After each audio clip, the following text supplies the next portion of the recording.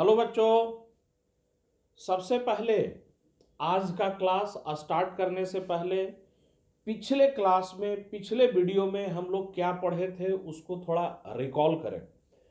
तो अगर पिछला वीडियो आप लोग रिकॉल कीजिए तो हम लोग लास्ट क्लास में पढ़े थे के का वैल्यू टेम्परेचर के रेस्पेक्ट में कैसे चेंज करता है। तो हम लोग क्या देखे थे, एंडोथर्मिक रिएक्शन में टेम्परेचर को इंक्रीज करेंगे, इक्विलिब्रियम कांस्टेंट का वैल्यू इंक्रीज कर जाता है, और एक्सोथर्मिक रिएक्शन में टेम्परेचर को इंक्रीज करने पर इक्विलिब्रियम कांस्टेंट का वैल्यू डिक्रीज कर जाता है। चलिए अभी तक जो भी बातें बताया गया था उसको फिर से रिपीट कर दिया जाए। तो आज के क्लास में हम लोग सबसे पहले तो ये स्टार्ट करें कि पिछले वीडियो में हम लोग क्या सीखे थे। तो पिछले वीडियो में इक्विलिब्रियम कांस्टेंट का वैल्यू टेम्परेचर के रेस्पेक्ट में कैसे चेंज करता है पूरा डिटेल से हम लोग सीखे थे। तो थ्योरी तो हम लोग पूरा पढ़ चुके हैं कि के का वैल्यू टेम्परेचर के रिलेटिव में कैसे चेंज करता है। तो आज का क्लास हम लोग का पहले न्यूमेरिकल से स्टार्ट होगा। पिछले क्लास में जो भी थ्योरी हम पढ़े थे उसी के बेसिस पर हम लोग क्लास स्टार्ट करने जा रहे हैं एक न्यूमेरिकल से, और उसके बाद फिर केमिकल इक्विलिब्रियम में कुछ नए कॉन्सेप्ट को भी हम लोग सीखेंगे।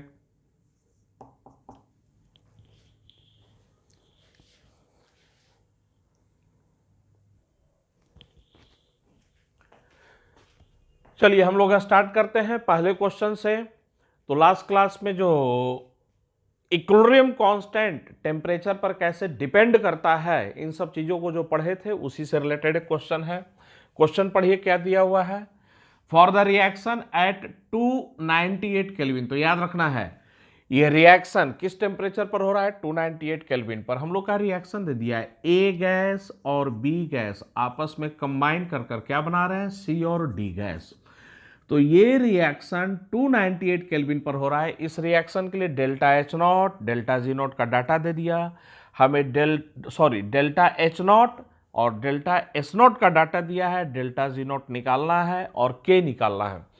तो हमें इस रिएक्शन का गिब्स फ्री एनर्जी का चेंज और इक्विलिब्रियम कांस्टेंट का वैल्यू निकालना है। कैसे निकालेंगे, तो फॉर्मूला याद कीजिए जो लास्ट क्लास में हम लोग पढ़े थे। Delta G not equal to क्या होता है, delta H not minus T into delta S not. तो डेल्टा जी नॉट हम लोग निकाल सकते हैं। Delta G not equal to delta H not का डाटा देखिए -29.8 kilo calorie, -29.8 kilo calorie, minus T, तो टी बराबर कितना 298 kelvin. Kelvin delta S not पर आते हैं -0.1 किलो कैलोरी पर केल्विन। तो ये माइनस माइनस किस में आ जाएगा, हम लोग का प्लस में आ जाएगा, 0.1 किलो कैलोरी पर केल्विन। ये केल्विन और kelvin cancel out, 298 into 0.1 29.8 minus 29.8 cancel out होकर क्या हो जाएगा हम लोग का, डेल्टा जी नॉट जीरो। तो एक आंसर हम लोग का आ गया, डेल्टा जी नॉट आ गया जीरो।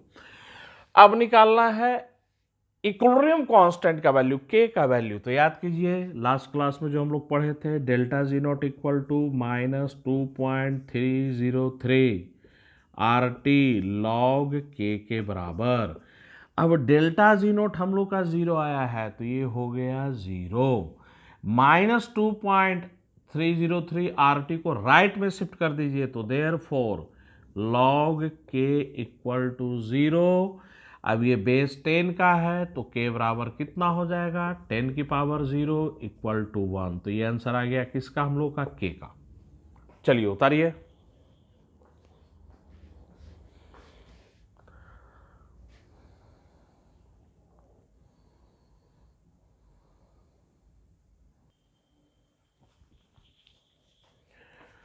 चलिए हम लोग का नेक्स्ट टॉपिक है डिग्री ऑफ डिसोसिएशन। ध्यान दीजिए, इसे हम लोग डिग्री ऑफ आयनाइजेशन भी कहते हैं।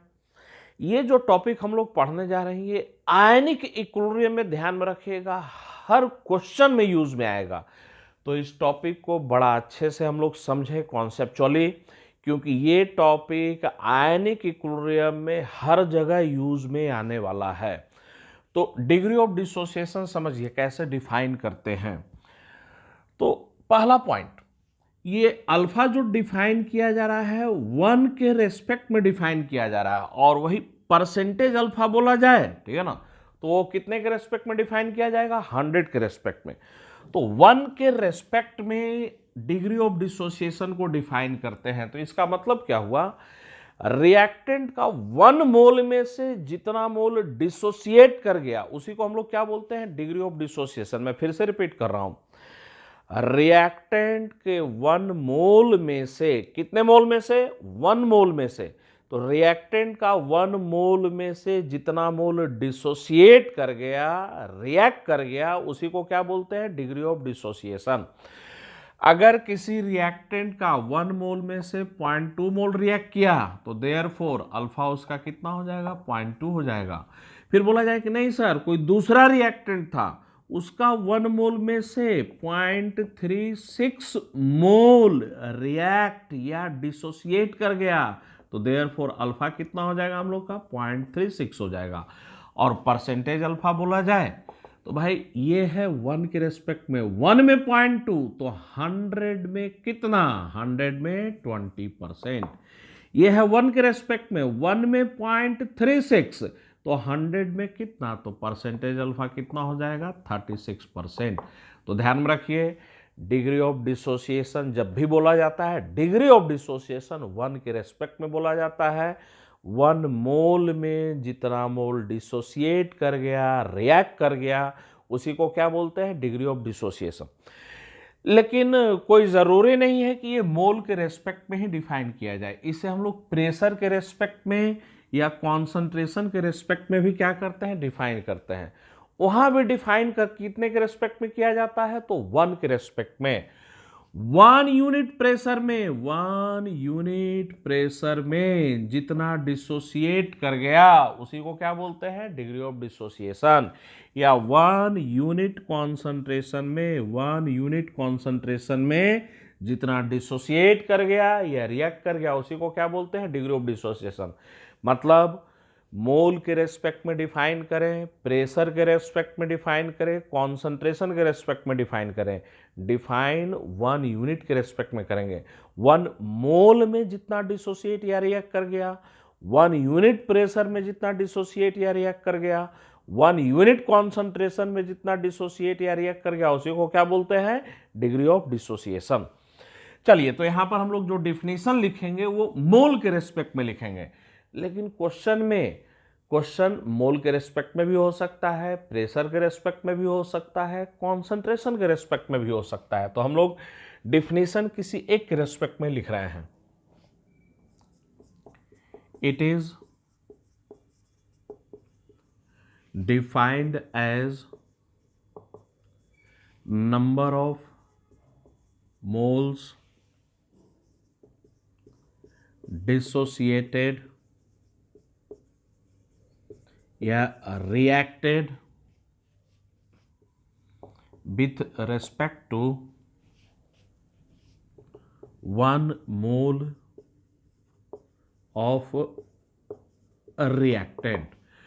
तो it is defined as, degree of dissociation is defined as number of moles dissociated या reacted with respect to 1 mole of reactant। ये तो इसका डिफिनीशन हुआ। अब इस डिफिनीशन को अच्छे से समझने के लिए हम लोग एक न्यूमेरिकल ले रहे हैं। न्यूमेरिकल के थ्रू इस डिफिनीशन को और भी हम लोग क्लियर करने जा रहे हैं।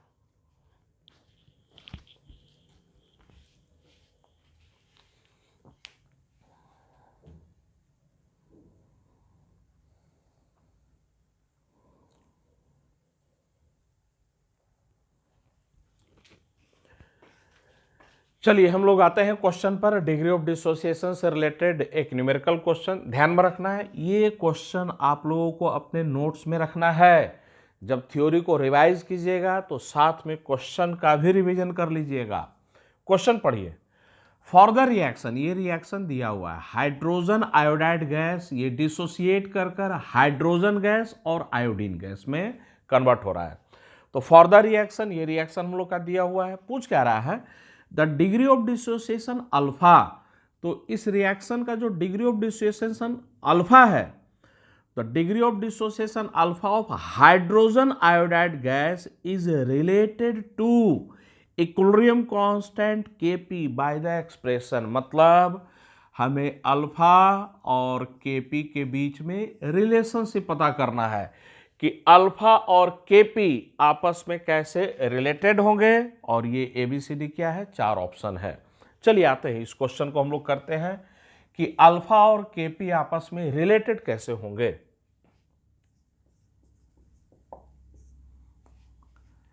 हम लोग का रिएक्शन है 2 हाइड्रोजन आयोडाइड गैस, ये रिएक्ट कर कर क्या दे रहा है, तो hydrogen gas plus iodine gas, यही हम लोग का दे रहा है। T इक्वल टू 0 पर बोला जाए इसका प्रेशर है P0। हमें Kp के टर्म्स में निकालना है कि अल्फा Kp से कैसे रिलेटेड है। तो ये बताइए Kp में क्या रखते हैं, पार्शियल प्रेशर रखते हैं, तो इसीलिए डाटा किसका लिया गया, पार्शियल प्रेशर का। स्टार्टिंग में हाइड्रोजन आयोडाइड का पार्शियल प्रेशर कितना है, P0। अब डिग्री ऑफ डिसोसिएशन अल्फा बोला, तो ये बताइए अभी हम लोग पढ़े थे अल्फा कितने के रेस्पेक्ट में डिफाइन किया गया है, 1 के रेस्पेक्ट में। तो 1 यूनिट प्रेशर में अल्फा रिएक्ट कर जाएगा, तो 1 यूनिट प्रेशर में अल्फा रिएक्ट किया या अल्फा डिसोसिएट किया, तो 1 यूनिट में अल्फा रिएक्ट कर जाएगा, तो 1 में अल्फा, तो P0 में कितना रिएक्ट करेगा, P0 अल्फा। तो ये जो रिएक्ट करेगा या डिसोसिएट करेगा कितना, तो P0 अल्फा क्या कर जाएगा, रिएक्ट या डिसोसिएट कर जाएगा। तो ध्यान दीजिए ये रफ था, इसको मैं मिटा दूंगा, समझिए 1 में अल्फा रिएक्ट कर गया तो P0 में कितना रिएक्ट कर जाएगा, P0 अल्फा रिएक्ट कर जाएगा। तो हम लोग P0 लिए थे, P0 अल्फा रिएक्ट कर गया, तो इक्विलिब्रियम पर कितना बचेगा, P0 माइनस P0 अल्फा बचेगा। अब ये दोनों कितने बनेंगे, तो ध्यान दीजिए इसका कोफिशिएंट है 2, 2 रिएक्ट करेगा तो 1 और 1 बनेगा, मतलब ये जितना रिएक्ट करेगा उसका ये आधा बनेगा। भाई 2 रिएक्ट किया तो 1 और 1 बना, तो 2 का आधा, तो ये जितना रिएक्ट करेगा उसका हाफ बनेगा। हाइड्रोजन आयोडाइड कितना रिएक्ट कर रहा है, P0 अल्फा रिएक्ट कर रहा है, तो ये P0 अल्फा रिएक्ट कर रहा है, तो उसका हाफ P0 अल्फा बाई 2 बनेगा, और ये भी P0 अल्फा बाई 2 बनेगा। चलिए अब हम लोग आते हैं Kp के एक्सप्रेशन पर। तो Kp का एक्सप्रेशन कैसे लिखेंगे, न्यूमरेटर में पार्शियल प्रेशर हाइड्रोजन का इनटू पार्शियल प्रेशर आयोडीन का, डिनोमिनेटर में बात करें तो पार्शियल प्रेशर हाइड्रोजन आयोडाइड का क्या होगा, स्क्वायर। और याद कीजिए ये पार्शियल प्रेशर किस टाइम का, तो इक्विलिब्रियम के टाइम का। तो रखे हम लोग हाइड्रोजन और आयोडीन का पार्शियल प्रेशर रखिए, देखिए यहां पर आपका लिखा हुआ है, तो क्या आएगा हम लोग का P0 alpha by 2, P0 alpha by 2 divided by denominator में हाइड्रोजन आयोडाइड, हाइड्रोजन आयोडाइड का पार्शियल प्रेशर देखिए P0 को कॉमन कर दीजिए, तो ये हो जाएगा हम लोग का P0 1 माइनस अल्फा इसका स्क्वायर और इसका स्क्वायर। अब इसको हम लोग सोल्व कर लें तो ये P0 स्क्वायर और ये P0 स्क्वायर क्या हो गया, कैंसल आउट। तो हम लोग का Kp का एक्सप्रेशन क्या आ रहा है, अल्फा स्क्वायर डिवाइडेड बाई नीचे में 4 1 माइनस अल्फा का क्या हो गया, स्क्वायर हो गया। चलिए आप लोग पहले इतना उतारिए,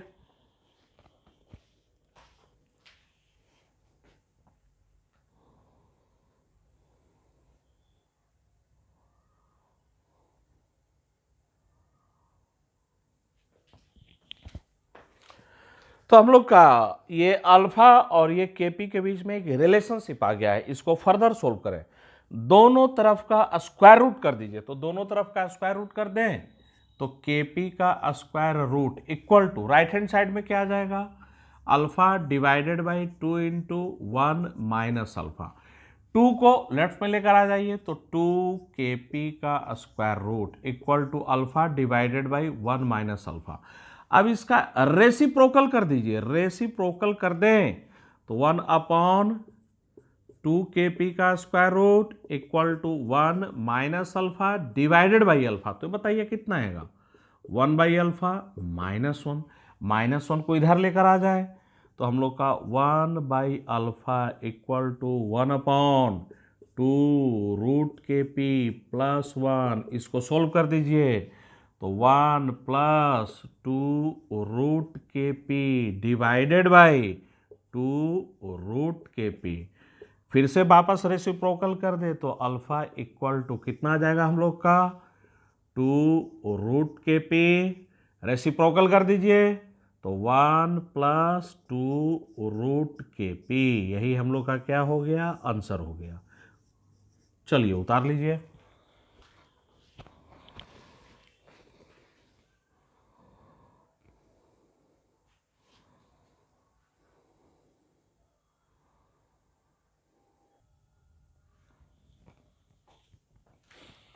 हम लोग नेक्स्ट टॉपिक पर आते हैं। नेक्स्ट टॉपिक हम लोग का है ली चैटरियल प्रिंसिपल। ध्यान दें, ये जो टॉपिक है केमिकल इक्विलिब्रियम का सबसे इंपॉर्टेंट टॉपिक है, most important topic chemical equilibrium का पूछा जाए तो ली चैटरियल प्रिंसिपल है।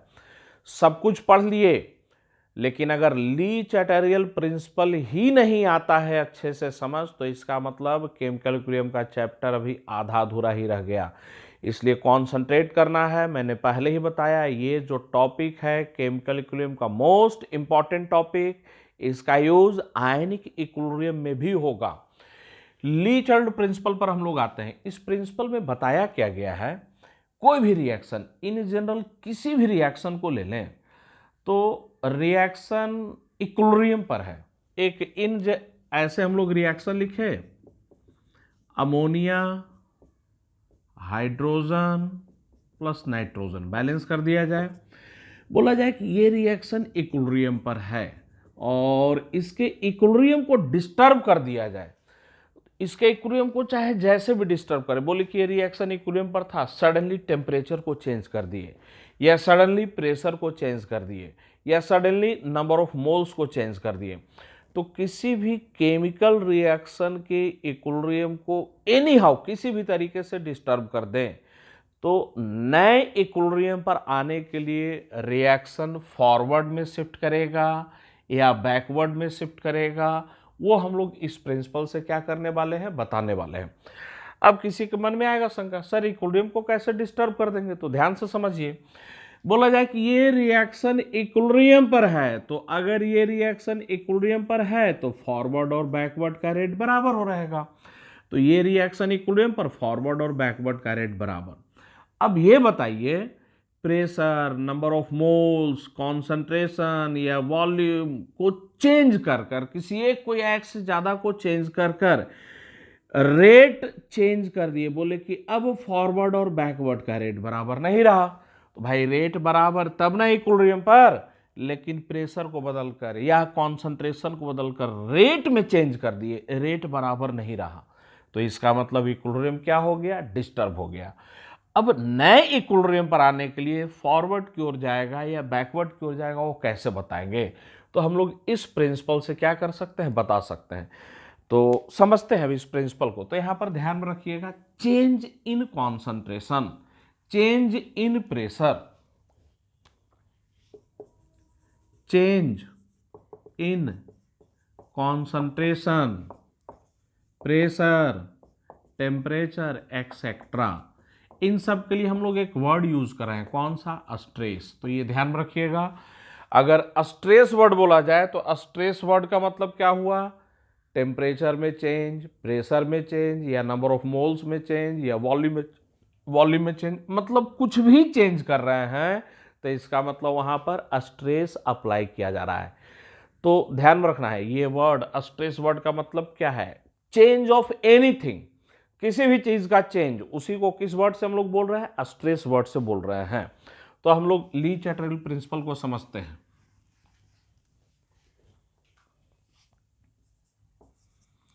If a stress, stress word का मतलब क्या है, change, that is change of number of moles,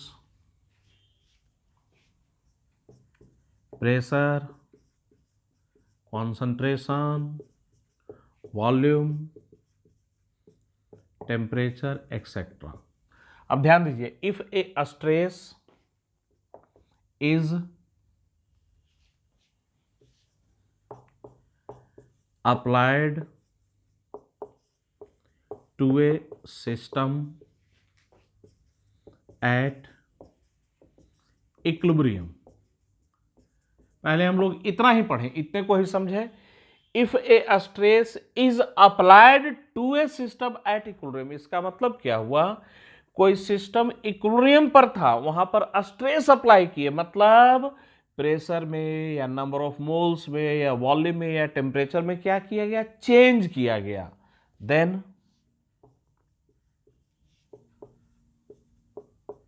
to attain new equilibrium, then to attain new equilibrium, reaction goes in that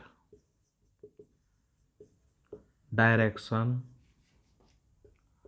so that applied stress is minimised या counter acted. अब इसका मतलब समझिए, एक एक कर धीरे धीरे हम लोग समझते हैं। एक ही लाइन में इतना डिटेल है, ये जो दिया गया है सेंटेंस, इसमें इतना ज्यादा डिटेल है, इतना ज्यादा डिटेल है कि हमें बहुत डीप में जाना पड़ेगा इस लाइन को समझने के लिए। तो समझिए, if a stress is applied to a system at equilibrium, इसका मतलब क्या हुआ, कोई सिस्टम इक्विलिब्रियम पर था, वहां पर स्ट्रेस अप्लाई किए, मतलब कॉन्सेंट्रेशन में चेंज या वॉल्यूम में चेंज या प्रेशर में चेंज या टेम्परेचर में चेंज, मतलब कुछ चेंज किया गया। तो कोई सिस्टम इक्विलिब्रियम पर था, वहां पर suddenly pressure, volume, number of moles, temperature, concentration में क्या कर दिए, चेंज कर दिए। Then to attain new equilibrium, नए इक्विलिब्रियम को अटेन करने के लिए reaction goes in that direction. तो reaction goes in that direction, reaction किस डायरेक्शन में जाता है, तो so that applied stress is minimised, applied stress is minimised और काउंटर एक्टेड। इसका मतलब समझिए भाई, चेंज कैसे करेंगे, प्रेशर में चेंज तो दो तरीके से, इंक्रीज कर कर या डिक्रीज कर कर। टेम्परेचर में चेंज कैसे करेंगे, इंक्रीज कर कर या डिक्रीज कर कर। या कॉन्सेंट्रेशन में चेंज कैसे करेंगे, इंक्रीज कर कर या डिक्रीज कर कर। तो अगर हम लोग कुछ भी चेंज कर रहे हैं प्रेशर में, वॉल्यूम में, टेम्परेचर में, कॉन्सेंट्रेशन में, तो दो तरीके से, या तो इंक्रीज कर देंगे या तो डिक्रीज कर देंगे। अब एक एक कर कर समझिए, जो भी चेंज किया गया है तो न्यू इक्विलिब्रियम पर आने के लिए रिएक्शन उस डायरेक्शन में जाता है सो that applied stress is minimised और काउंटर एक्टेड। तो इसका मतलब क्या है समझिए, अगर कोई रिएक्शन इक्विलिब्रियम पर था, सडनली हम लोग प्रेशर को बढ़ा दिए, तो न्यू इक्विलिब्रियम पर आने के लिए उधर की ओर जाएगा जिससे कि प्रेशर डिक्रीज हो, काउंटर एक्टेड। अगर चेंज इंक्रीज कर कर किए हैं तो डिक्रीजिंग डायरेक्शन में जाएगा, और चेंज डिक्रीज कर कर किए हैं तो इंक्रीजिंग डायरेक्शन में जाएगा। तो ध्यान रखिएगा, सो that applied stress is minimised या काउंटर एक्टेड। इसका मतलब क्या हुआ कि अगर चेंज इंक्रीज कर कर किए तो नए इक्विलिब्रियम पर आने के लिए डिक्रीजिंग डायरेक्शन में जाएगा, और चेंज डिक्रीज कर कर किए तो नए इक्विलिब्रियम पर आने के लिए इंक्रीजिंग डायरेक्शन में जाएगा। तो एक एक कर कर हम लोग समझते हैं। बोला जाए कि कोई रिएक्शन इक्विलिब्रियम पर था, सडनली हम लोगों ने टेम्परेचर को बढ़ा दिया। अब नए इक्विलिब्रियम पर आने के लिए रिएक्शन उस डायरेक्शन की ओर जाएगा जिससे कि टेम्परेचर थोड़ा क्या करे, डिक्रीज करे, डिक्रीजिंग डायरेक्शन में जाएगा।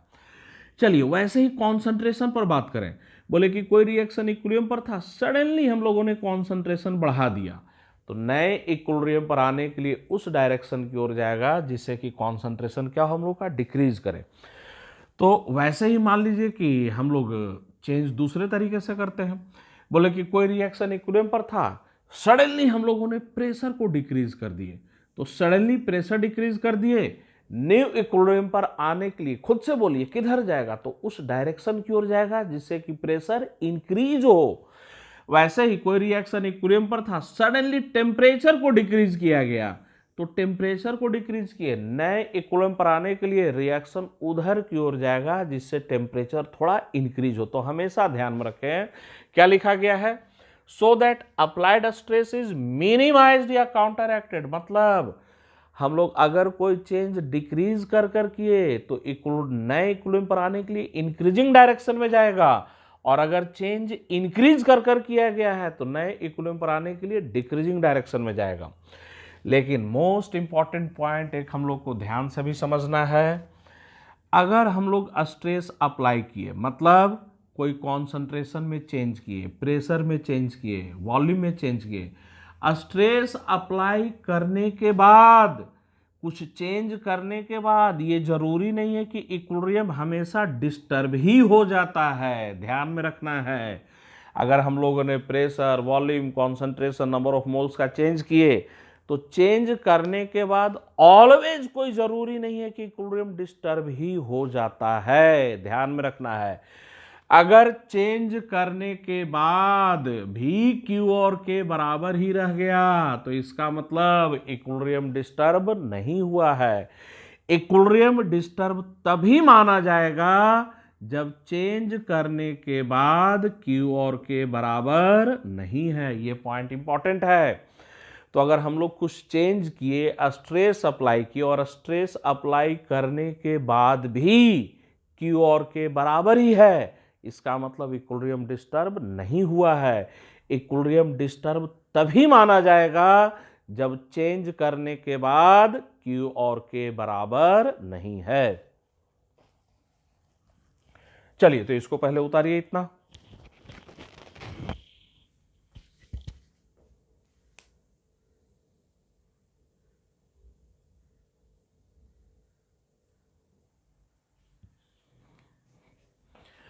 हाँ, ध्यान दीजिए, अभी जो बताया गया था वो लिख दिया गया है।